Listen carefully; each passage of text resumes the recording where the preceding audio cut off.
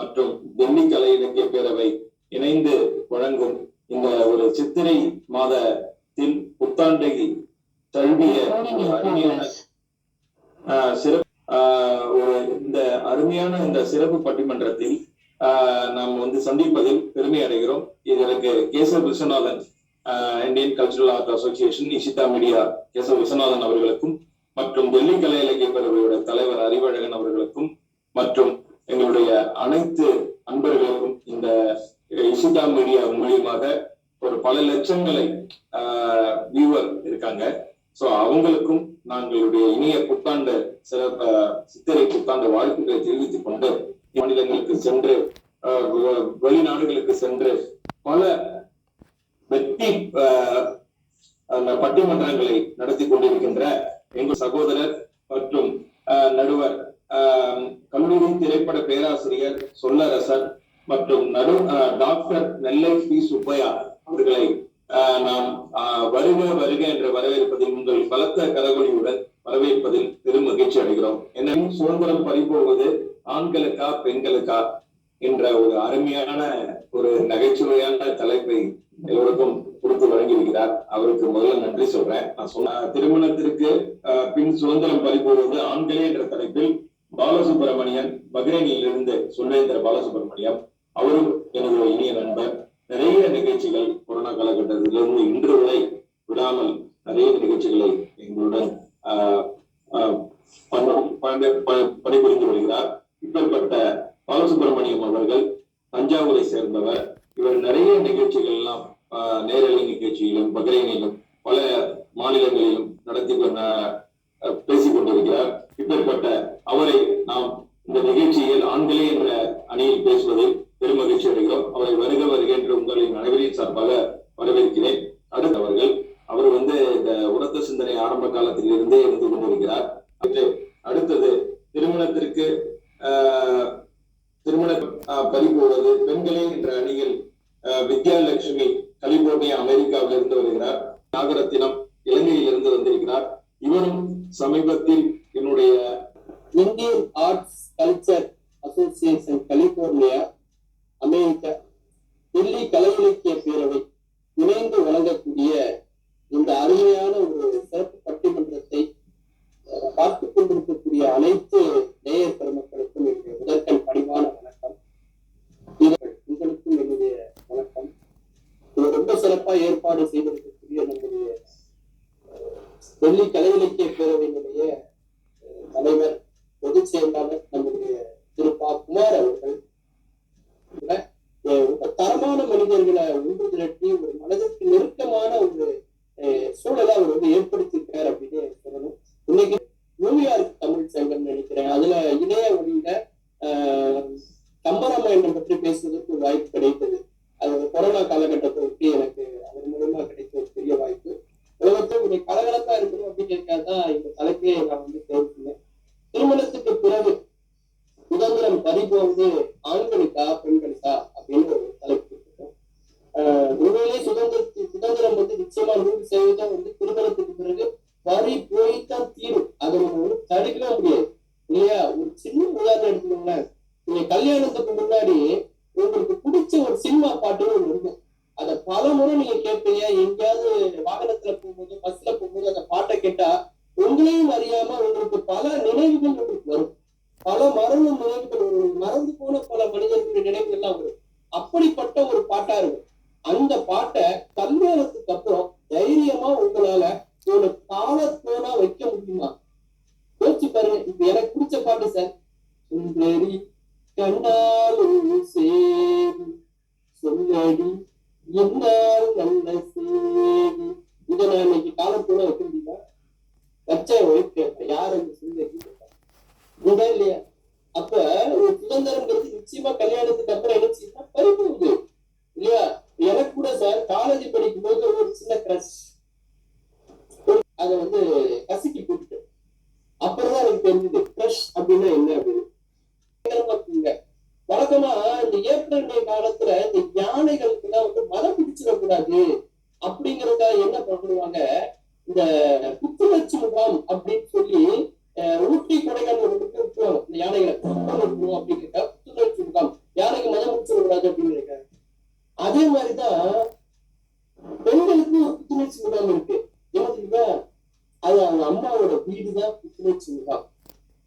பெண்கள் பாருங்க அடிக்கடி அவங்க அம்மா வீட்டுக்கு போகணும்பாங்க.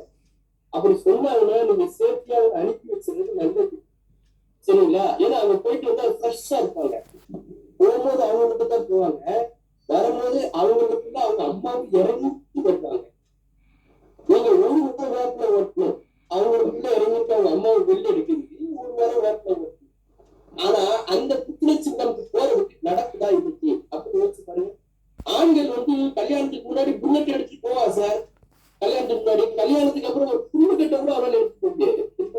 அம்மாட்ட கேட்கணும், மாமியார்ட்ட கேட்கணும், பையன்கிட்ட கேட்கணும், பொண்டாட்டிட்ட கேட்கணும், 1000 பேர்த்த கேட்டுட்டு தான் அந்த புல்லு கட்ட வச்சுக்கணும் இல்லையா? கல்யாணம் ஆகும்போது நமக்கு ஒளிமயமான எதிர்காலம் அமையும் அப்படின்னு நினைச்சிட்டு இருக்கோம். கல்யாணத்துக்கு அப்புறம் தான் தெரியும் வாழ்வே மாறும் அப்படிங்கிற மாதிரி ஆயிரும் வாழ்க்கையே இல்லையா? அப்படி எல்லாருடைய சுதந்திரமும் பல நேரங்கள்ல வந்து பறிப்போறதை நம்ம பார்க்கணும். பெரியவங்களுக்கு தெரிஞ்ச ஒரே சொல்யூஷன் தான். என்ன அர்த்தம் தெரியுமா? இந்த பிரச்சனையோட பெரிய பிரச்சனையோட மாட்டி விட்டா இந்த பிரச்சனை இல்லாம போயிடும் அப்படின்ட்டு அவங்க வந்து இந்த கல்யாணத்துல போட்டு போச்சு.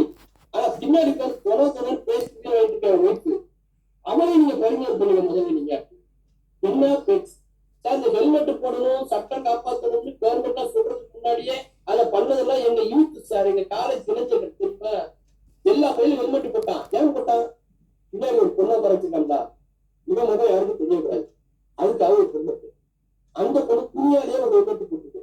தாலிபான் தீவிரம் மாதிரி பார்த்தீங்கன்னா அவரை இறுக்கி பிடிச்சிக்கணும், அதான் சீட் பெல்ட், பிரச்சனையே கிடையாது. ஆனா கல்யாணம் ஆனவங்க எல்லாம் வண்டி ஓட்டுவாங்க பார்த்தீங்களா? அவன் வண்டி ஓட்டும்போது பாத்தீங்கன்னா அந்த மனைவியினுடைய சுற்றளவு பரப்பளவு பெருசாக பெருசாக அவன் பெட்ரோல் டேங்க்களை வண்டி ஓட்டிக்கிறான் தெரியுமா? கல்யாணத்துக்கு அப்புறம் எவ்வளவு பிரச்சனைய அவன் பேஸ் பண்ண வேண்டிய யோசிச்சு பாருங்க. தெரிஞ்ச பயனா இருந்தா தான் சம்மத்தமே தெரிவிக்கிறார். யோசிச்சு பாருங்க, ஆண்கள் எந்த அளவுக்கு வந்து கூடுதல் சாகிறாங்க தெரியுமா? கல்யாணம் முன்னாடி பாருங்க அந்த பொண்ணைய தூக்குவா சார். அப்படி அது வந்து 40 கிலோ 50 கிலோ 60 கிலோ இருக்கும், அப்படி தூக்குவா அப்படி அழகா. கல்யாணத்துக்கு அப்புறம் பாருங்க இந்த 16 கிலோ இருக்கு இந்த கேஸ் சிலிண்டர், அதை தூக்கி வைக்க முடியாது இல்ல புரியுங்களா? அந்த மாதிரி நித்து நொந்து போடுறான் தெரிஞ்சுக்கீங்க. இவ்வளவுதான், இதுக்கு மேல சிரிக்கவே மாட்டான். சென்டிமீட்டர் அளவுதான் சிரிப்பான். எப்பவும் ஒரு குழப்பத்துல இருந்துட்டே இருப்பான். பாத்தீங்கன்னா ஒரு குழப்பத்துல இருந்துட்டே இருப்பான். ஏன்னா ரிமோட் கண்ட்ரோல் அங்க இருக்கும், அவங்க ஆப்ரேட் பண்ணதே அவங்க முழுசா சிரிக்க முடியும், இல்லைன்னா மொத்தமால அவங்களாம் சிரிக்க முடியாது. அப்படிங்கிற அளவுக்கு வந்து மாறிடுவான். சிங்க என்னைக்குமே சிங்கிளா இருக்கிறது தான் நல்லது. அது மெசேஜ் அனுப்புறா அப்படின்னா நான் வாங்கி பார்த்தேன், அது பேட்டரி ஃபுல் வந்துருக்கு அப்படின்னா ஒரு கவிஞர். திருமணம் சொர்க்கத்தில் நிச்சயிக்கப்படவில்லை, திருமணம் ரொக்கத்தில் நிச்சயிக்கப்படுகிறது அப்படின்னா ஒரு கவிஞர். நிச்சயிக்கப்படுகிறது. அவ்வளவு உயரத்தில் ஒரு தவறு நடந்தால் நம்மால் எப்படி தட்டி கேட்க முடியும் என்றால் திருமணம் என்பதை தமிழ் என்ன சொல்கிறது தெரியுமா? சொர்க்கம் என்பதை தமிழ் என்ன சொல்கிறது தெரியுமா? வீடு பேரு என்று சொல்றது. உங்களுடைய வீடுதான் சொர்க்கம். வீட்டை சொர்க்கமாக மாற்ற தெரியாதவன் சொர்க்கத்தில் கூட அவனால் உண்மையாக இருக்கணும். அப்ப வீடு சொர்க்கமா இருக்கணும், ஒரு அமைதியான ஒரு சூழல் இருக்கணும், ஒரு ஆனந்தமான ஒரு நிலை இருக்கணும். அப்படின்னா இருவருக்குள்ள ஒரு புரிதல் வந்து கண்டிப்பா இருக்கணும். இரண்டு பேருடைய சுதந்திரமும் பேணப்பட வேண்டும். அப்படி உலகத்திலே கிடையாது. தலைக்கு பாருங்களா மௌன ராகம், அதுல ஒரு வரி வரும், மன்றம் வந்த பெண்களுக்கு மஞ்சம் வேற நெஞ்சம் இல்லையோ அன்பே என்ன அன்பே. மன்றம் வந்த தென்றல், மன்றம் வருகிறது. எந்த மன்றம் வருகிறது தெரியுமா? நீதிமன்றத்துக்கு வந்து கொண்டிருக்கிறது. உலகத்தில் எந்த நாட்டிலையும் கிடையாது. வெளிநாட்டுக்காரன் ஆச்சரியப்படுறான், ஒரே பொண்டாட்டியோட ஒருத்தர் இவ்வளவு வருஷம் வாழ்ந்துக்கலாம், பெரிய பெரிய பாராட்டு அப்படிங்கிறா. தெரியுங்களா? அன்னைக்கு ஒரு 60 கல்யாணத்துக்கு போயிருந்தேன். ஒரு தாத்தா அழுதுட்டு இருந்தாரு. ஏன் தாத்தா அழுதுட்டு இருந்தேன்? இல்லப்பா 60 கல்யாணம் சொல்லி எனக்கு புது வேட்டி கொடுத்தாங்க, புது சட்டை கொடுத்தாங்க, எல்லாம் புதுசா கொடுத்தாங்க, பொண்ணை மட்டும் பழசா கொடுத்தாரு. கேட்டிருக்கான். ஏன் போலீஸ் போட்டிருக்கான்? இது வரைக்கும் 59 கல்யாணம் பண்ணிருக்கான், இது 60வது கல்யாணமா? புரியுதுங்களா? இப்படி எல்லாம் நடக்கும். பல நேரங்களில் நம்ம பார்த்துக்கலாம். அந்த மாதிரியே நடிக்கிறது அப்படிங்கிற மாதிரி இன்னைக்கு போயிட்டு இருக்கு. எவ்வளவு பிரச்சனைகள்லாம் இன்னைக்கு இருக்கு, அதையும் நம்ம வந்து பாக்குறோம். அதுல முக்கியமான ஒரு விஷயம் என்ன அப்படின்னாக்கா, நேரடியா நான் போகக்கூடாது. அதனால திருமணம்னா என்ன, திருமணத்துக்கு முன்னாடி பின்னாடி எப்படி இருக்கு வாழ்க்கைங்கிற பொதுவான கருத்துக்களை மட்டும் உங்களோட நான் பகிர்ந்துக்கிட்டேன். ஆழமான கருத்துக்களை வந்து இப்ப நம்ம வந்து தொடர்ந்து தெரிந்து கொண்டிருக்கிறோம். மிகவும் சுவையாகவும் சிறப்பாகவும் பேசக்கூடிய நம்முடைய தஞ்சை மண்ணுக்கு சொந்தக்காரன். சைனா வாழ நம்ம வந்து உலக அதிசயம் பேசுறோம், ஈபிள் டவர் உலக அதிசயம் பேசுறோம் இல்லையா? அதெல்லாமா உலக அதிசயம். ஈபிள் டவர் உலக அதிசயமா? யோசிச்சு பாருங்க. பைசா நகருக்கு ஒரு சாய்ந்த கோபுர உலக அதிசயமா? யோசிச்சு பாருங்க. உலக அதிசயத்தெல்லாம் யோசிச்சு பாருங்க. அது பைசா நகருக்கு சாய்ந்த கோபுரம், அது சாஞ்சு போன கோபுரம். அது அஸ்திவாரம் ஒழுங்கா போடல, அது 10,000 மேய்ச்சிங்க, அதனால சாஞ்சு போச்சு. ஒழுங்கா கெட்டல அந்த பயிரில. அதை போய் உலக அதிசயம் கொண்டாடிட்டு இருக்காங்க. அது விடாம ஒரு தாக்கி பிடிக்கிறாங்க, முட்டு கொடுத்து பிடிச்சி வச்சிருக்காங்க. அது உலக அதிசயம் தான். அதுவே உலக அதிசயம். சுத்திலும் மலைகளே இல்லாத ஒரு இடத்துல, கற்களே கிடைக்காத ஒரு பூமியில ஒரு 2 அடியில ஒரு அஸ்திவாரம் தோண்டி 216 அடி உயரத்துல 80 டன் எடையில் ஒரு கல்லை வச்சு தஞ்சை நம்முடைய பாட்டன் ராஜராஜ சோழர் கட்டினாரே, அது அல்லவா உலகத்தின் அதிசயம் என்று சொல்ல வேண்டும் இல்லையா? அப்பேற்பட்ட ஒரு அதிசய பூமியில் பிறந்த ஒரு அதிசய மனிதர் சொல்வேந்தர் பாலசுப்ரமணியம் ஐயா அவர்கள் பத்ரேலிருந்து எழுந்திருக்கிறார். எப்பவுமே வந்து லேடிஸ் ஃபர்ஸ்ட் அப்படி மகளிருக்கு தலைப்புல வந்து இதுலயாச்சும் ஆண்டு வர்க்கம் கொடுத்து ஆண்களுக்கு அணிய முதல்ல போட்டுக்கிறாங்க. திருமணத்துக்கு பிறகு சுதந்திரம் பறிபோது ஆண்களுக்கே என்ற தலைப்பில மனசாட்சியோடு பேச வருகிறார் ஐயா அவர்களை வளர்த்தி வணங்குற. வாங்க. மிக்க நன்றி ஐயா. அருந்தமிழிலே நனைந்த அழகிய அறிமுகம் தந்தமைக்கு நன்றி. அன்புமுறை தமிழ் சபையே, தமிழ் சொந்தங்கள், என்றும் இனிமையும் இளமையும் மாறும் உலகிலும் புதுமை கண்டிட்ட எதிலும் எளிமையான புரிதலையும் கொண்ட ஏற்றிலே பல வாழ்வின் நெறிமறைகளை கொண்டு தலைமுறைகள் பல கண்டாலும் வாழும் தமிழே, நின் பாதம் வணங்குவேன் தாயே என அன்னை தமிழுக்கு முதல் வணக்கம் ஒன்றினை கூறிக்கொண்டது. கலிபோர்னியா மற்றும் டெல்லி கலை இலக்கிய பேரவை இணைந்து இந்திய கலைகள் மற்றும் கலாச்சார கூட்டமைப்போடு இணைந்து நடாத்திடும் இந்த சிறப்பு பட்டிமன்றத்தின் ஏற்பாட்டாளர்களே, தமிழ் பணிச்செம்மல் திரு ப. குமார் அவர்கள் மற்றும் பெருந்தகைகளே, பட்டிமன்ற உரைகளையே பலாச்சுரை அன்ன தமிழிலே வாதிட வந்திருக்கும் இரு அணி சார்ந்திட்ட பேச்சாளர் பெருமக்களே, பேராசிரியர், திரைப்பட நடிகர், சொல் அரசர் என பெயர் பெற்ற நெல்லுக்கு வேலியிட்ட நெல்லை மாநகர் சார்ந்த முல்லை மலராய் மனம் வீசும் பேச்சுக்கு சொந்தக்காரர் சகோதரர் நெல்லை சுப்பையா அவர்கள், பட்டி தொட்டி என எங்கு இருந்தாலும் அட்டியின்றி பட்டிமன்றம் காணும் ஆவல் கொண்ட தமிழ் மீது கெட்டியான பற்று கொண்ட ஆருயிர் தமிழினமே, அனைவருக்கும் இனிதான தமிழ் காலை வணக்கம். திருமணத்துக்கு பின்பு சுதந்திரம் பறிபோவது ஆண்களுக்கா பெண்களுக்கா? பட்டிமன்ற தலைப்பு. நடுவர் ஐயா சுட்ட தேங்காய் துண்டு பார்த்திருக்கீங்க, மணக்கும் மசால் வடை, குத்தி வைத்த பொறியினிலே ஆசைப்பட்டு தின்ன ஓடி அகப்பட்ட எலியாய் தவிப்பவன் தான் ஆண்வார். அந்த எலிப்பொறிதான் பெண் பொண்டாட்டி. ஒரு பாட்டு கேட்டிருப்பீங்க, சந்தோஷமா ஒருத்தன் பாடுறான், பத்தி குச்சி பத்தி கதுடா யாரும் வந்து ஒரசுற வரையிலே, வம்பு தும்பு வச்சு கதடா யாரும் வந்து புசு போற வகையில, குச்சியா இல்லாமணி தீ கொச்சியா இருடா அப்படின்னு பேச்சுலரா இருக்கிறப்ப பாடினவன் பேச்சு இளர் அப்படிங்கிற சூழலுக்கு மாறி என்ன பாட்டு பாடுறான் கல்யாணத்துக்கு அப்புறம், குயில பூடிச்சு கூண்டில் அடைச்சி கூவ சொல்லுகிற உலகம், மடையில பூடிச்சு காலை உடைச்சி ஆட சொல்லுகிற உலகம், அது எப்படி பாடுமையா அது எப்படி ஆடுமையா என்று பாடுபவன் திருமணம் முடிந்து சுதந்திரம் இழந்த ஆண்மகன். இதுல எங்க இருக்கு சுதந்திரம்னு நீங்க தான் சொல்லணும் நடுவரையா. இயந்திரமாக உழைத்து மந்திரித்து விட்ட கோழியாய் உழைத்தே சோர்பவன் ஆண்மகன். சின்ன வயசுல இருந்து குடும்ப கஷ்டம், கல்யாணத்துக்கு அப்புறம் இன்னும் கஷ்டம்னு உதி சுமக்கும் காளை மாடுதான் ஆண்மகன். பொதுவாகவே சுயநலவாதிகள் பெண்கள். அதுலயும் பாத்தீங்கன்னா பொண்டாட்டியா மாறிட்டா அவ்வளவுதான், அதோட அவன் பிறந்த வீடு, சகோதர உறவு, பெற்றோர்கள்னு எல்லாத்தையும் மறந்துடும். அவங்களுக்கு உதவ போனான்னு வச்சுக்கோங்களேன், கோயிலுக்குங்கிறத அவன் திரும்ப போகவே வேணாம். அம்மனோட ஆட்டத்தை வந்து வீட்டிலேயே அவன் நேரடியா பார்க்கலாம் அப்படின்னு சொன்னாக்கா அங்கெல்லாம் போகலாம். அப்புறம் என்ன, அந்த அம்மா ஆட்டத்தை பார்த்துட்டு தாயே சரணம்னு சொல்லி விழுந்துடுறான். எங்க இருக்கு சுதந்திரம் நடுவர் அவர்களை நீங்களே சொல்லு.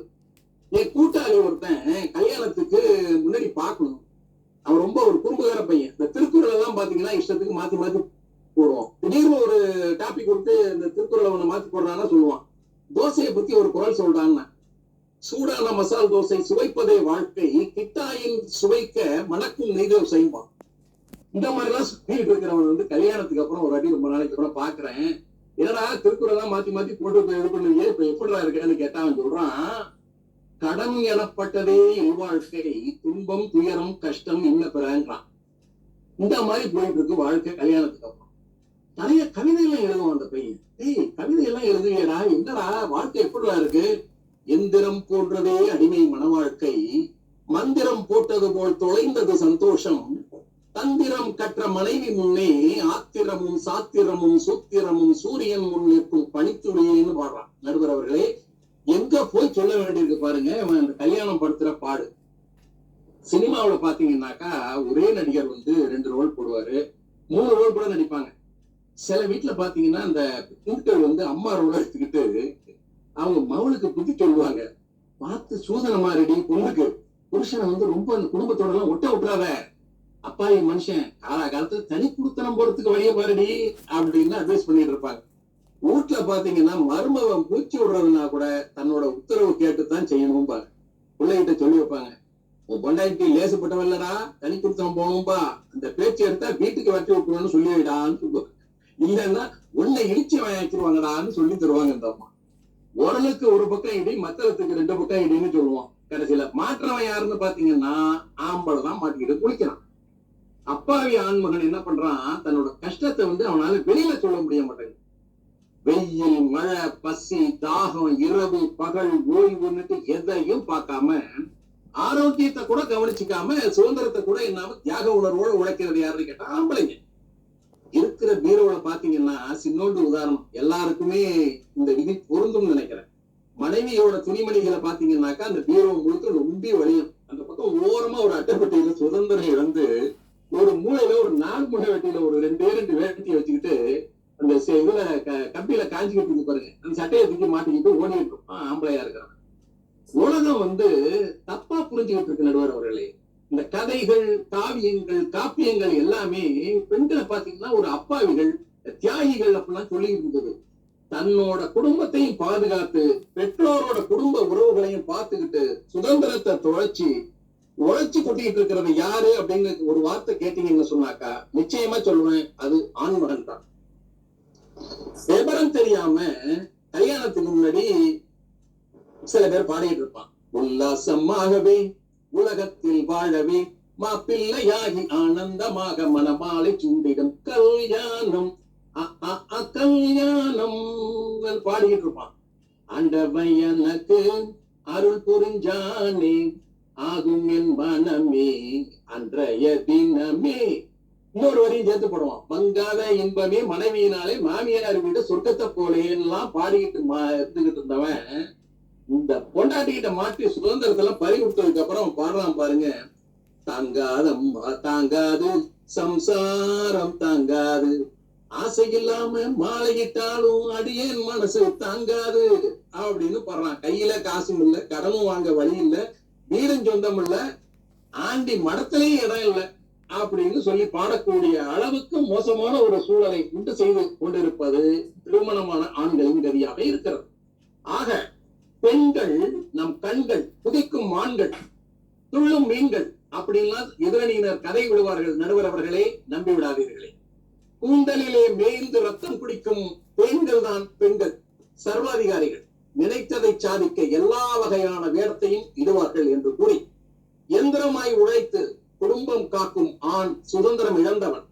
பஞ்சதந்திரமும் அறிந்து தலையணை மந்திரம் போட்டு கோத்திரம் பாராமல் சாத்திரம் பாராமல் அன்பு கொண்டு திருமணம் செய்த ஆணையே கூட சுதந்திரத்தை பறித்து முகாந்திரம் இல்லாமல் அந்தி பகல் சாயந்திரம் என கணவனை அலைய விட்டு சுதந்திரம் பறிக்கும் சர்வாதிகாரிகள் பெண்களே என்று கூறி, திருமணத்துக்கு பின் சுதந்திரமே இன்றி வாழ்வது ஆண்களே என்று கூறி எனது வாதத்தினை நிறைவு செய்கிறேன்.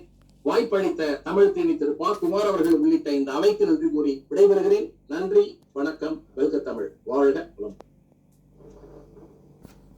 மதுரையில் இருந்து சொல்வேந்தர் பாலசுப்ரமணியம் ஐயா அவர்கள் உண்மையிலேயே ஒரு எரிமலை மாதிரி வெடிச்சுட்டாரு பாவம். ரொம்ப நாளா வாய்ப்பே கிடைக்காம வாய்ப்பு கிடைச்சா எப்படி இருக்கும் அந்த மாதிரி மொத்தத்தை கொட்டி தீர்த்துட்டாரு பாவம். யார்த்தையுமே இந்த கேள்வியை யாருமே கேட்டுக்க மாட்டாங்க சொல்ல தெரியுது. கல்யாணத்துக்கு அப்புறம் எப்படி இருக்குன்னு முதல் கேள்வி நான் பட்டிமன்றத்துல கேட்டுக்கணும்னு நினைக்கிறேன். அந்த அளவுக்கு மொத்த குற்றச்சாட்டையும் வச்சு விளாசிட்டார். உண்மையிலே மிகச்சிறப்பாக பேசிய சொல்வேந்தர் பாலசுப்ரமணியம் அவர்களை மீண்டும் ஒரு முறை இந்த சபை கைத்தட்டி பாராட்ட கடமைப்பட்டிருக்கிறது. ஏன்னா முதல் பேச்சாளரா பட்டிமன்றத்தை துவக்கி வைக்கிறது ஒரு சிரமமான பணி. அதை சிறப்பா பண்ணியிருக்காரு. ரொம்ப அழகா சொன்னார். பேச்சாளர்கள் பலா சுவை அப்படின்னாரு. என்ன அர்த்தம் அப்படின்னா சுவை வெளியில குத்தினே இருக்கும், அதுக்காக நான் குத்த போறேன்.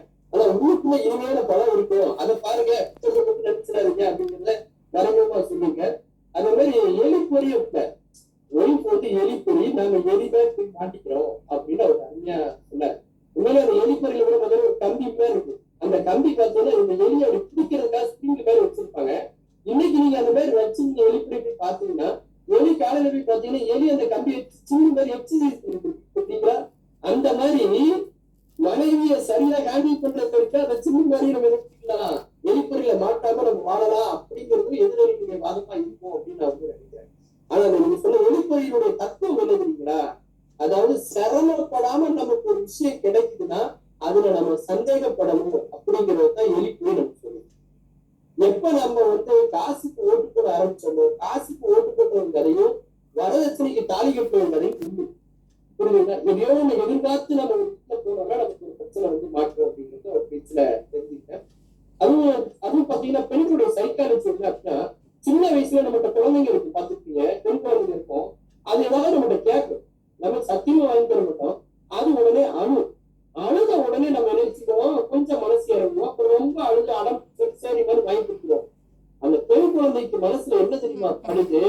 ஒரு ஆணை எப்படி வலிக்கு போட்டுட்டு வரணும் அப்படிங்கிறது சின்ன வயசுலயே சைக்காலஜிக்கா ட்ரெயின் ஆயிருக்கு. இதே மாதிரி அது புருஷன்ட்டு அப்ளை பண்ணுது. அப்பா அழுதா கொடுப்பாருல்ல, அப்ப இவரு ஆண்டர இவரு அழுதா கொடுப்பாரு அப்படிங்கிற அதே சைக்காலஜி அங்கேயும் ஒர்க் அவுட் ஆகுது. சில நேரங்கள் அது ஒர்க் அவுட் ஆக மாட்டேங்குது. அதுதான் பிரச்சனைக்கு காரணமாவே. நீங்க திருநெல்வேலி பக்கத்துல பாத்தீங்கன்னா ராகுஸ்னு ஒரு கம்யூனிட்டி உண்டு. ராஜபாளையம் பக்கத்துல ராகுஸ்னு ஒரு கம்யூனிட்டி உண்டு. அங்க என்ன ஸ்பெஷாலிட்டி அப்படின்னா, கல்யாணம் ஆனதுக்கு அப்புறம் அந்த மாப்பிள்ள இருக்காருல்ல, அவரை அந்த மாமியார் இருக்காங்க பொண்ணோட அம்மா, அவங்க தான் வீட்டுக்கு கூட்டு போய் சாப்பாடு போடுவாங்க. எப்படின்னா ஒரு 3 மாசம் சாப்பாடு போடுவாங்க. இந்த 3 மாசமும் ஒரு வேளை ஒரு நாள் சாப்பிட்ட சாப்பாடு மறுபடியும் திரும்ப ரிப்பீட்டே ஆகாது. அப்படி வகை வகையா அவங்க செஞ்சு போடுவாங்க. இப்ப நம்ம பாலசுப்ரமணியம் சார் என்ன நினைக்கிறாரு, லலித்குமார் சார் என்ன நினைக்கிறாரு எனக்கு புரியுது. அந்த குடும்பத்தை நம்ம புறக்கணம் போயிட்டு தம்பி அப்படிங்கிற லலித்குமார் சார் நினைச்சிருக்காரு. அது ஏன் அப்படி பண்றாங்க? அந்த மனைவி அந்த பொண்ணுக்கு அவங்க சொல்றாங்க, அந்த அம்மா பாருடி விதவிதமா சமைச்சு போடுற வீட்டுக்காரருக்கு எதெல்லாம் ஒரு பிடிக்குதுன்னு செலக்ட் சாப்பிடுறாருன்னு செலக்ட் பண்ணி வச்சுக்கோ, எதெல்லாம் வேண்டான்னு ரிஜெக்ட் பண்றாரு செலக்ட் பண்ணி வச்சுக்கோ. கல்யாணத்துக்கு அப்புறம் அவனுக்கு ஒரு வேலை ஆகணும்னா அவனுக்கு எதெல்லாம் பிடிக்குமோ அதெல்லாம் செஞ்சு போடு. கல்யாணத்துக்கு அப்புறம் ஒரு பேச்சு அவனுக்கு கேட்கல, அவனுக்கு எதெல்லாம் பிடிக்காதோ அதெல்லாம் செஞ்சு போட்டு அவனை வலிக்கு கொண்டுக்குவான். ஆண்களை பழிவாங்கவே சில காய்கள்லாம் இருக்கு தெரியுமா சார்? ஆண்கள் பழிவாங்கவே சில சமையல்கள்லாம் இருக்கு. உப்மாவும் மட்டும் போடுங்க, அதை விட ஒரு பிடிக்காத உலகத்திலே கிடையாது. உப்மாவும் அத்தை பொண்ணு ஒண்ணு, எதுவும் கிடைக்கலன்னு உப்மா பண்ணுவாங்க, எவனும் கிடைக்கலன்னு அத்தை பொண்ணு தண்ணிக்கு பிடிச்சுவான். அந்த மாதிரி ஆண்களை பழிவாங்கவே சில காய்கறி. இன்னும் சில குடும்பங்களை பார்த்துருக்காங்க, கணவன் மனைவி கடையில சண்டை வந்துச்சுன்னா அந்த அம்மா சுவையாவே சமைக்கும். சமையல் மூலமா தன் புருஷனை கண்ட்ரோல் பண்ணணும் அப்படின்னு நினைக்கும். புரிஞ்சுங்களா? அந்த இணைப்பு வரணும் அப்படிங்கிறக்கா பாடுபடுறதெல்லாம் நம்ம பார்த்துட்டு ரொம்ப அருமையா பேசியிருக்கிறாரு. விட்டு கொடுக்கறதெல்லாம் பேசினாரு அவரு. கல்யாணத்துக்கு அப்புறம் ஆண்கள் எல்லாத்தையும் கொடுத்துருவாங்க இல்லையா, மன மரியாதை இருக்கும் எல்லாத்தையும் கொடுத்தா இன்னைக்கு வாழ்ந்துட்டு வந்தா அவருக்கு சொல்லல. அந்த அளவுக்கு எல்லாம் சொல்லிட்டாரு. பெண் சுமத்துற கழுதமான மாதிரி இன்னைக்கு ஆண்கள் தான் இருக்காங்க. பெண்களுக்காக ஒரு சுயநலவாதிகள் அப்படிங்கிற ஒரு பெரிய குற்றச்சாட்டை அவர் வச்சிருக்காரு. இதெல்லாம் மறுத்து பேசணும், எப்படி பேச போறாங்கன்னு தெரியல. அமெரிக்காவில இருந்து கலிபோர்னியால இருந்து மிகச்சிறந்த ஒரு பேச்சாளர், இதெல்லாம் மிக லாபகமாக எடுத்துக்கொள்ளக்கூடிய ஒரு ஆற்றல் மிக்க ஒரு பெண்மணின்னு சொல்லலாம். வித்யாலட்சுமி அவர்கள். அவங்க சாதாரண லட்சுமி கிடையாது சார், வித்யாலட்சுமி. வித்தை தெரிந்த ஒரு லட்சுமி. அது ரொம்ப அரிது. லட்சுமினா சுபிக்ஷம் சொல்லுவாங்க, பழம்பாங்க. வித்யா அப்படின்னா சரஸ்வதி. சரஸ்வதியும் கலைமகனும் அலைமகனும் சேர்ந்த ஒரு நிலையில அவங்க இருக்கிறாங்க. வாங்கம்மா வந்து உங்களுடைய கருத்துக்களை சொல்லுங்க. அரசர்களை யஷிதா மீடியா மற்றும் திலகமாய் மாறி இவரே சர்வாதிகாரியாக வந்து பேசிவிட்டு போனார். ஆனால் நாங்கள் என்னமோ சர்வாதிகாரம் செய்கின்றோமா? காற்றுக்கின்ன வேலி கடலுக்கின்ன மூடி கங்காது மங்கை நெஞ்சம் பொங்கும் போது விலங்குகள் ஏது சுதந்திரம் இழந்த தங்க கூண்டு கிளிகளாய் விடுகின்றார்கள். அது தங்க கூண்டாக இருந்தாலும் சரி, வைர கூண்டாக இருந்தாலும் சரி, வெள்ளி கூண்டாக இருந்தாலும் சரி, புடிச்சு கூண்டுல அடைக்கிறாங்களாம். மனசாட்சியோடு பேச வாருங்கள் என்று நடுவர் அழைத்தார். ஆனால் நீங்களோ சிறிதும் மனசாட்சியே இல்லாமல் பேசிக்கொண்டு விட்டு சென்றிருக்கின்றீர்கள். விசை, மனையின் கண், மனையின் அழகு என்பது ஆகியவற்றை குடும்ப நலன் கருதி குடும்பத்தில் வாழ்க்கைப்பட்டு விட்டால் அப்பப்பா எப்படி சமைக்க வேண்டும், என்ன செய்ய வேண்டும் என்று எத்தனை கட்டுப்பாடுகள். இத்த கரண்டிதான் போடணும். இப்படி சின்ன சின்ன விஷயங்களில் கூட சுதந்திரமாக செயல்பட முடியாமல் எத்தனை கட்டுப்பாடுகள். சமன் செய்து சீர்தூக்கும் கோல் போல் எங்கள் அணிக்கு நல்ல தீர்ப்பை வழங்க வேண்டும் என்று கேட்டுக்கொண்டு பெண்கள் எல்லாருமே ஏன் நிலவுன்னு சொல்றோம் நாங்க? ஏன்னா நிலா பாத்தீங்கன்னா தேஞ்சிட்டே இருக்கு. பெண்களுக்கு தான் அப்படிங்கிற அந்த ஒற்றை வார்த்தையில எல்லாமே புரிஞ்சு போயிருக்கு. எவ்வளவு துன்பங்களை அவங்க பட்டியல் போட நினைச்சாங்களோ அது அந்த குரல் வளர்த்தனால அவங்க பேச்சுக்கு ஒரு மிகப்பெரிய ஒரு வலிமை சேர்த்திருக்கிறாங்க அப்படின்னு தான் சொல்லணும். இவருடைய நிறுவனர் தலைவர் S.V. ராஜசேகர் ஐயா அவர்களை உங்களது கைத்தட்டலோடு அழைக்கிறேன். ஐயா அப்படின்னாக்கா வீட்டுல அர்ச்சனை நடக்குதுன்னு முனைப்பாடி சொல்றேன். வீட்டுல அர்ச்சனை நடக்குதுன்னு தினம் ஏதாவது ஒரு பிரச்சனை வந்து மாட்டிக்குது.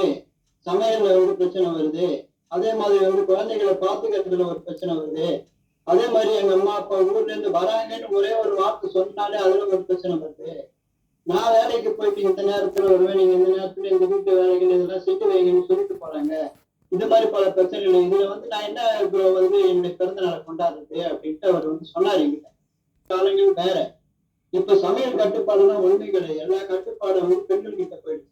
இன்னும் ஒரு சில விஷயங்களை மட்டும் நான் சொல்லி முடிக்கிறேன். தள்ளி போறது எதுக்கு அப்படின்னு சொன்னாக்கா, நம்ம சுப்பையா அவர்கள் சொன்ன மாதிரி அந்த ரொக்கத்தை வைத்துதான் சொர்க்கத்தை வைத்து திருமணம் என்பது சொர்க்கத்தை வைத்தா ரொக்கத்தை வைத்தான்ற மாதிரி நம்ம சுப்பையா அருமையான ஒரு பாயிண்ட் எடுத்து கொடுத்தாரு. அவர் பேசும்போது போனாங்க அவங்க அவங்களோட சுதந்திரமே பறி போயிடுச்சு.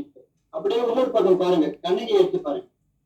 கண்ணகி எப்படி உரிமையோட அவங்களுடைய அந்த இதை சிலம்பை கீழே உடைச்சு போறதுக்காக அவங்க எப்படி குரல் கொடுத்தார்கள். இன்னைக்கு கண்ணகிக்கு சிலையே இருக்கு. அது மாதிரி பெண்கள் உரிமை அப்பயே விட்டது. அதனால ஒரு ஆண்கள் தைரியமா அப்படின்னு வச்சுக்கிட்டேன். அந்த தனிமைப்படுத்தி வச்சாங்களா, அது மாதிரி எல்லா மேக்கப் படுத்தி விட்டுட்டு அந்த பொண்ணை ஒரு 10 நாள் தனிமைப்படுத்தி வச்சுட்டு அதுக்கப்புறம் அந்த பொண்ணை வாங்க போனேன். அதுக்கப்புறம் உங்களுக்கு அந்த பொண்ணு பிடிச்சிருந்ததுன்னு நல்லது. அதனாலதான் பாருங்க, கோயில பெண்கள் பக்கம் மட்டும் எழுதி வச்சிருப்பான், அமைதி காக்கணும் அப்படின்ட்டு. ஏன்னா அவனுக்கு பெரிய வீட்லயே அமைதி காக்காது, இங்கே வந்தாலும் அமைதி பிரச்சனையா இருக்கும் அப்படிங்கிறனால எழுதி வச்சிருக்கான். அப்படிங்கிற பல நினைவுகள். இன்னைக்கு வீட்டுக்கு வந்து ஒரு காப்பி கூட கொடுக்குறது இல்லை சார், சரிங்களா? ஒரு வெள்ளி கூட போட்டு கொடுக்கறது இல்லை, வரலாம் சரிங்களா? இப்பொழுது உங்களுடைய கருத்துக்களை வழங்க வருகிறார்கள். பறிபோகிறது என்பதை ஆணித்தரமாக வெளிப்படுத்த இவ்விடத்தில் நான் வந்திருக்கிறேன். காப்பாற்றும் வரையில் நான் காத்திருக்க வேண்டும், அதுதான் என்னுடைய கற்புக்கு உத்தரவாதம், அதுவே நான் கற்புக்கரசி என்பதை பறைசாற்றும் என்று கூறியிருந்தாராம் சீதை. அங்கே சீதையினுடைய சுதந்திரம் பறிப்போவிட்டது. நடுவர் அவர்களே, பெண்கள் சுயநலம் மிக்கவர்கள் என்று ஐயா பாலசுப்ரமணியம் அவர்கள் கூறியிருந்தார்கள். உண்மைதான், சுயநலம் மிக்கவர்கள் தான். திருமணத்தின் பின்னர் ஒவ்வொரு பெண்ணினுடைய சுயமும் இழக்கப்பட்டு அந்த சுயமாக அவருடைய கணவன் மாறுகிறார். அந்த விடயத்தில் அவள் நலம் பாராட்டி தன்னுடைய கணவனுடைய நலன் கருதி சுயநலம் மிக்கவளாகத்தான் ஐயா இருக்கிறார். அதே போல முடி நகைச்சிருக்கிறத ஒழிய அவருடைய மனம் இன்றும் இழப்பை மிக்கதாகத்தான் இவ்விழிப்போடு இருக்கிறது. இதனுடைய ரகசியம் என்னவென்று ஐயாவிடம் ரகசியமாக கேட்டு பாருங்கள் நடுவர் அவர்களே. நல்ல மனைவி அமைந்ததுதான் அம்மா என்று கூறுவார். இன்று வள்ளுவ பிறந்த வீணன் என்ற தலைப்பில் தான் பெண்களுடைய கடமைகளை கூறியிருக்கிறார். என் பாட்டை கேளு உண்மைகள் சொல்வேன். ஏன் கல்யாண மாலை கொண்டாடும் பெண்களுக்கு மாத்திரமே அறிவுரை வழங்க வேண்டும், ஆண்களுக்கும் அறிவுரை வழங்கலாமே? ஏனென்றால் பெண் தான் விட்டுக் கொடுக்கக்கூடியவள்.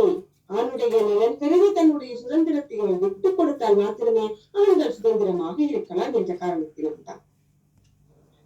பொருளாதார சுமைகளையும் சுமந்து கொண்டிருக்கக்கூடிய காளை மாடுகள் போல பொது சுமக்கிறோம் என்று எதிர்த்தரப்பு வாதி பேசியிருந்தார். ஆனால் இன்று காலம் மாறி போய்விட்டதையா.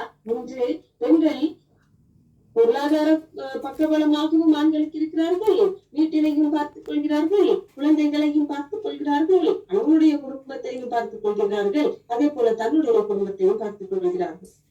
சிறுவயது பாலகனு திரு என்று கூறினால்தான் திரும்பி பார்க்கிறார். ஆனால் பெண்களோ செல்வி திருமதி, திருமணத்திற்கு முன்னர் செல்வி என்று திருமணத்திற்கு பின்னர் திருமதி என்று அழைப்பதுதான் இன்றும் நடைமுறையாக பின்பற்றப்பட்டுக் கொண்டு வருகிறது. திருமணத்திற்கு போய் அடையாளங்களாக மாறின. அவருடைய முகத்தில் ஒரு குழப்பை இருந்தது. மற்ற பெண்கள் என்னை எப்படி பார்ப்பார்களோ, என்னை அமங்கலமானவளாக யோசித்து விடுவாளோ, இந்த மன நிம்மதிக்காக கோயிலுக்கு தெய்வத்தை வணங்க வந்தவர்களுடைய முகத்தில் ஏற்பட்ட மாற்றம், இந்த குங்குமத்தை அந்த அறியாதவருக்கு கொடுத்து விட்டார், ஆனால் அதை வாங்கி சூட முடியாதவருடைய மனநிலையில் ஏற்பட்ட மாற்றம் என்னை ஒரு நாளும் சிந்திக்க வைத்தது. இந்த திருமணத்தின் பின்னர் ஆண்களுடைய சுதந்திரம் பறிபோய் விட்டதாக கூறுகிறார்களே, திருமணத்திற்கான அடையாளமே ஆண்களிடம் இல்லையே. அவர்களுக்கு மோதிரம் அணிந்திருக்க அவர்களுக்கு அடையாளம் இருக்கிறது. எத்தனை ஆண்கள் திருமணமானவர்கள் இல்லையா என்பதை நாம் அறிந்து கொள்வதற்கான அடையாளங்கள் இருக்கிறது. ஏனென்றால் அவர் திருமணமானவர் என்ற அடையாளத்தை மற்றவர்களிடம் வெளிப்படுத்த வேண்டும் என்று அவருடைய சுதந்திரத்தை அவர்கள் விட்டுப் போட்டுக் கொள்கிறார்கள். சுதந்திரம் எனக்கு இல்லாத ஒரே காரணத்தினால் குறிப்பிட்ட சில கருத்துக்களை கூறிக்கொண்டு திருமணத்திற்கு பின்னர் அதிக அளவில் பறிபோய் இருப்பது பெண்களுடைய சுதந்திரம் தான். அது மன ரீதியாக, உடல் ரீதியானதாக அனைத்து விடயங்களிலுமே பெண்களுடைய சுதந்திரம் பறிபோய் இருக்கிறது. அதற்காக ஆண்களுடைய சுதந்திரம் நான் கேட்கிறேமா, ஒரு பொண்ணே பாருது, கல்யாணம் தான் கட்டிக்கிட்டு ஓடி போலாமா, ஓடி போய் கல்யாணம் தான் கட்டிக்கலாமா அப்படின்னு ஒரு பொண்ணே கேட்கணுமா காலத்துல. அவர் சொன்னாங்க, உண்மையில கல்யாணத்துக்கு முன்னாடி ஒரு பெண் வந்து செல்வி, கல்யாணத்துக்கு அப்புறம் அவன் திருமதி. கல்யாணத்துக்கு முன்னாடி ஒரு ஆண் வந்து திரு செல்வன் இருப்பான், திரு. கல்யாணத்துக்கு அப்புறம் அவன் திரு, அப்புறம் திருன்னு ஆயிடுவான், திருன்னு முடிச்சுட்டே இருப்பான். அதான் அந்த திரு அப்படிங்கிறதுக்கான ராமனுடைய முதல் மனைவி யாரு தெரியுமா? வில் காண்டிபன் தான் முதல் மனைவி. சீதை தன் தோளின் மீது சாய்வதற்கு முன்னால் தன் தோளில் சாய்வதற்கான உரிமையை ராமர் தந்தது வில்லுக்கு மட்டும்தான். வில் தான் முதல் மனைவி. அதனால்தான் அந்த வில்லை முறித்த பிறகு சீதையை அவர் திருமணம் செய்து கொண்டார். இல்லையா? சீதை என்ன சொன்னா, வில்ல முறிங்கன்னா, ஏன்னா முதல் மனைவி இருக்கும்போது இரண்டாவது மனைவி வரக்கூடாது, சட்டப்படி தப்பு. அதனால முதல் மனைவி முறிச்சிங்க, இரண்டாவது மனைவி நான் வரேன் அப்படின்னு சொன்னாங்க. இல்லையா? அப்போ ஒரு சுதந்திரம் கண்ணைக்கு வழங்கப்பட்டுச்சா அப்படின்னு கேட்டாங்க. ஆனா மாதவிக்கு ஒரு சுதந்திரம் வழங்கப்பட்டிருக்கு இல்லையா? யோசிச்சு பாருங்க. இரண்டாவது கண்ணைக்கு வழங்கப்பட்ட சுதந்திரம் உலகத்துல எந்த பொண்ணுக்கும் வழங்கப்படல. இந்த உலகத்தினுடைய முதல் பெண் வழக்கறிஞரை யாருன்னா கண்ணைக்கு தான். இல்லையா? எப்பேற்பட்ட சுதந்திரம் அது. அது மட்டும் இல்ல, ஒரு மன்னனே எதிர்த்து கேள்வி கேட்கிற அளவுக்கான சுதந்திரம் வந்து சுதந்திரம். இன்னைக்கும் மதுரை பக்கத்துல போனீங்கன்னா கடச்சனேந்தல் ஒரு கிராமம் இருக்கு. அது என்ன கடச்சனேந்தல்? கடச்சனேந்தல் திருநெல்வேலி போகும்போது பார்ப்பேன். கடச்சனேந்தல் உள்ள போய் பார்த்தா அது கடை சிலம்பு ஏந்தல் என்பதுதான் கடச்சனேந்தல் மாறி. கண்ணகி வழக்குரைத்து நீதிமன்றத்துக்கு போவதற்கு முன்னால் கிளம்பிய ஊர் அந்த ஊரு. அதனால கடை சிலம்பு ஏந்தல், கடைசியாக தன்னுடைய கால் சிலம்பு ஏந்திய ஒரு இடம் அப்படிங்கிறனால கடை சிலம்பு. அது சாப்பிட்டு சொல்லுவோம். அது சரியா நடக்காதப்பதான் தெரியும் இல்லையா? அப்போ தமிழ் சமூகத்துல அவ்வளவு பிரச்சனைகள், அவ்வளவு சிக்கல்கள் இருக்குதுன்னா இவ்வளவு சிறந்த நூலா அவர் படைக்க வேண்டியதா இருந்திருக்கு. விஷயத்தெல்லாம் வந்து பேசுறாங்க, இல்லைன்னு சொல்றாங்க. ஆனா நான் சென்னையில நான் பாக்குறேன், ஒரு அம்மா தாலி தொழில் எடுத்து செல்போன் எடுத்துட்டு என்னமோ தாலி தொழில் எடுத்து செல்போன் எடுத்துட்டு நானே தாலி எடுத்து செல்போன் வாங்கினேன். எப்படின்னா விமர்சனம் பண்ணாம இருக்க முடியும்? அந்த அம்மாவோட கல்யாணத்தை ஓடிடியில விற்கிறதுக்கு காப்பிரைட்ஸ் எல்லாம் வந்து 1.5 கோடி ரூபாய் கொடுக்குறான். நானும் எனக்கு ஒரு ஆசை தான், என் கல்யாணத்துக்கு அந்த மாதிரி கொடுத்து ஒரு 1.5 கோடி கொடுக்கணும், நானும் 1.5 லட்சமாவது கொடுக்கலாம் அப்படிங்கிற ஆசை எனக்கு. கல்யாணத்துக்கு போன ஐயர் மட்டும் கேட்டு கேட்கிறேன், சார் நம்மளால கேர பண்ண மாட்டேங்கிறான் அந்த யூடியூப் பேரெல்லாம். யோசிச்சு பாருங்க, அப்பேற்பட்ட ஒரு சிறந்த திருமணமா ஒரு புதுமை பெண்ணா வந்து விளங்கி இருக்கிறாங்க அப்படிங்கறது நம்ம வந்து மறுக்க முடியாது. மனைவி இருந்துட்டா கணவனோட நிலை என்ன அப்படிங்கிறது ரொம்ப அருமையா சொன்னாங்க. உண்மையிலே நான் தீர்ப்புக்கு அதை வச்சுதான் நான் போகணும்னு ஆசைப்பட்டேன்.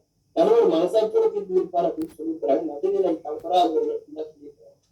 உண்மையிலே வந்து ஆண்களுக்கா பெண்களுக்கா அப்படிங்கிறத இன்னைக்கு நான் வந்து அர்த்தநாதி சொல்லதா இருந்தா அந்த தீர்ப்பை கொடுக்கணும். ஏன்னா ஒரு 4 நாளைக்கு முன்னாடிதான் எங்க ஊர்ல விழுப்புரத்துல கூவாத்தூர்ல கொஞ்சம் விழா நடந்துட்டு இருக்குது. அதனால நடுநாயகமா இருந்து இரு அணியும் சேர்ந்து பார்க்கறது எனக்கு ஒரு கவிதை ஒன்று நினைவு தருகிறது. அதாவது என் பின்னால் அமைதியை நின்று கொண்டிருப்பாள், குலத்து கற்புக்கரசிகளை சொல்லி மிரட்டுவேன் நான். என் குலத்து அயோக்கியர்கள் பற்றியும் தெரிந்தும் அமைதியாய் இருப்பாய். நீ எனக்கு இருப்பதை கேட்டாரோடைய சொல்லிக் கொள்ளவில்லை நான். ஆனால் நான் உனக்கு இருப்பதை தாலி அணிந்து மெட்டி அணிந்து தினம் தினம் கூட்டி சொல்லுகிறார்கள். நீ இறந்த பிறகு ஒருவேளை நான் இறந்த பிறகு என்ன நடக்கும்? ஆண் இறந்து என்ன ஆகும்? என்னுடைய நினைவுகளோடு வாழ வைக்கிறார்கள் இல்லை. நான் இறந்த பிறகு என் நினைவுகளோடு வாழ வைக்கிறார்கள் இல்லை. நீ இறந்த பிறகு உன் தங்கையோடு வாழ வைக்கிறார்கள் இல்லை. இன்றைக்கும் வந்து அந்த ஆணாதிக்க சமுதாயம் கொண்டுதான் இருக்கிறது. சந்தேகம் இருக்க மாட்டாங்க. திருநெல்வேலி செல்வி மங்கை அரசு திருமணம் கொண்டால் நலமாக அப்படிங்கிற பாட்டுல இந்த பாட்டு வரிகள் கேட்கும்போது ரொம்ப ஒரு மனம் கலந்து போயிருக்கும். தலைவர் சொல்றது புரியல. மொத்தம் என்ன காரணம்? இந்த மடிநெருப்பு என்ன சொல்றாங்க? எவன் தலைவரே வெட்டி வைக்கணும். அப்ப என்ன இருக்கும்? இந்த மடிநெருப்பு தூக்கி எவன் தலைவரே வச்சா என்ன ஆகும்? மொத்தமும் பேசிட்டு போயிடும் இல்லையா? அந்த நாள் தான் நிறைய பேர் புரிய இல்லாம போயிடும். அந்த மாதிரி கல்யாணமும் ஒண்ணு படிச்ச நம்ம நிம்மதியா இருக்காப்பா, அதுக்கப்புறம் அவங்க என்ன பண்ணிட்டு போறாங்க அப்படிங்கிற ஒரு ஸ்டேஜுக்கு நம்ம வரணும் இல்லையா? அதனால வந்து எந்த ஒரு ஆணினுடைய எந்த ஒரு ஆணை புரிந்து கொண்ட ஒரு பெண்ணுக்கு, அதாவது தன் கணவனால் புரிந்து கொள்ளப்பட்ட மனைவிக்கு நிச்சயமாக சுதந்திரம் பறிக்கவே இல்லையா? வண்டியை ஓட்டிட்டு போனவங்க இருக்கான் இல்லையா? கடைசி வரைக்கும் டக்கடிச்சுட்டு சீட்ல ஏறிட்டு வர முடியாம டக்கடிச்சுட்டே போறவங்க இருக்கான். 1க்கு 2 பேர் உட்கார வச்சு கேரியர்ல உட்காந்து ஓடிட்டு போறவங்க இருக்கான் இல்லையா?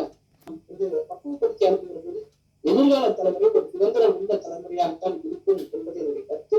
அதுவரை சுதந்திரம் பறிப்போய் இருப்பது இருவருக்குமே சமமாக பறிப்போய் இருக்கிறது என்றாலும் கூட அதிலும் குறிப்பாக எது அதிகமாக இருக்கிறது அப்படின்னு ஒரு வரியை சொல்லணும் அப்படின்னு சொன்னாங்க. அதே மாதிரிதான், அதாவது துன்பம் என்றும் ஆணுக்கல்ல, அது என்றுமே பெண்களுக்குத்தான் என்ற மாதிரி எந்த ஒரு அவங்க பேச்சாளர்கள் சொன்னாங்க, துறவியாக இறைக்கிறாங்க ஆண்களுக்கு. உண்மைதான். இன்னைக்கு ஆண் வந்து இந்த குடும்பங்கள் சிஸ்டத்துக்குள்ள இருக்கிறது விரும்பவே மாட்டான். எப்படா இந்த பொருட்களும் தட்டி கழிச்சு போலாம் அப்படிங்கிற மென்டாலிட்டி எப்போதும் அவனுக்கு இருக்கும். அதுதான் அப்படி போயிடுவான். நிறைய ஆண்கள் போயிடுவான். ஆனா அப்படி போனாலும் கூட பெண் வந்து அந்த குடும்பத்தை கட்டி போட்டான்.